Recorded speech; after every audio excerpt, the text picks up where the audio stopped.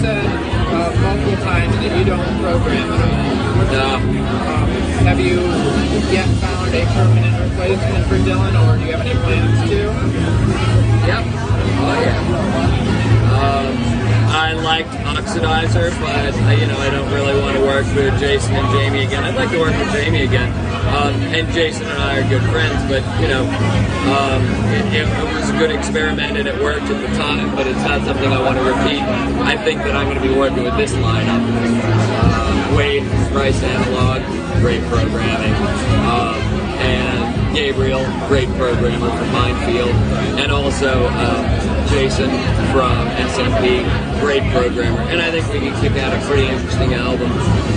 So, and I'm always lucky to be able to work with musicians who can translate me when I say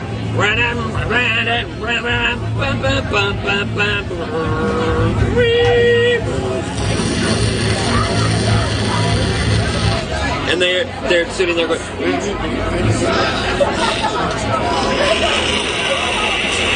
like that. No, a little more. Yeah. And then they got it. So I'm lucky like that.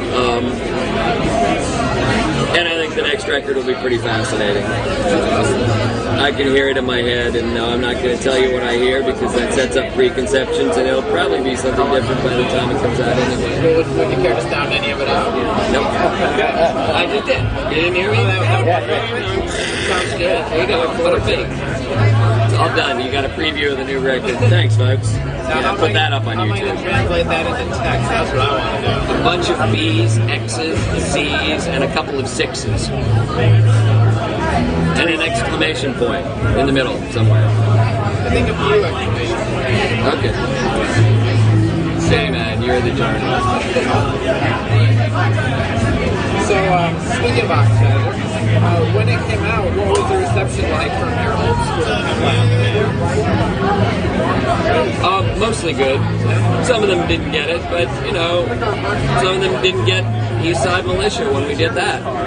So, there was a certain amount of, blasphemy, heresy, how dare you do this without Dylan, and I can't listen to that. I'm too old, I haven't got the time, I've got too much to do, and if you don't like it, go listen to something else. I'm not trying to foist it on anybody. I just want to do what I want to do. And I think anyone that's followed my career understands that I do that. Even when we were running in our first incarnation, there's no point in reproducing what you've done already. I'm not interested in sucking that cock. I want to provide myself a platform that I can experiment with and do different things with and grow creatively. And, if there isn't an audience for it, well, okay. It's not like Chemlab has ever been anything but a loss leader for me financially, but that's great because that means that I'm not worried about it making money. And if I do something too experimental, I'm going to lose my fan base. My fan base has probably figured out by now that whatever it is, we'll be pushing the parameters, and you'll either like it or you won't. But I'm not doing it for the money. I'm doing it for me, which really sounds cliche, but it's actually true. Now that Chemlab is revived, how long do you see it going out? Do you have any plan of getting out of the whole machine rock thing in the foreseeable future? No, because I have other records and other projects that allow me to experiment beyond that. The record that I just finished with Mark Spivey, Altered Statesman, sounds like Nick Drake being fisted by foil. It's something completely other. Oh yes, no, it really does. It really does. I've also described it as the ambient album that Hill never made, but it doesn't quite have the same effect as Nick Drake being fisted by foil.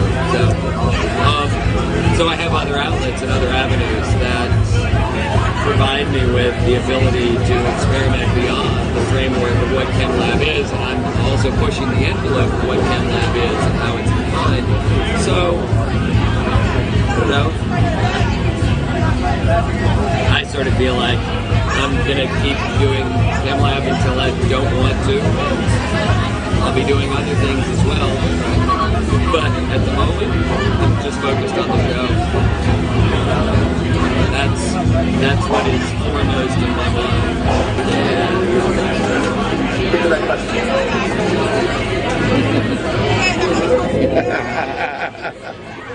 All right. That's cool. Wow, just as the battery's died.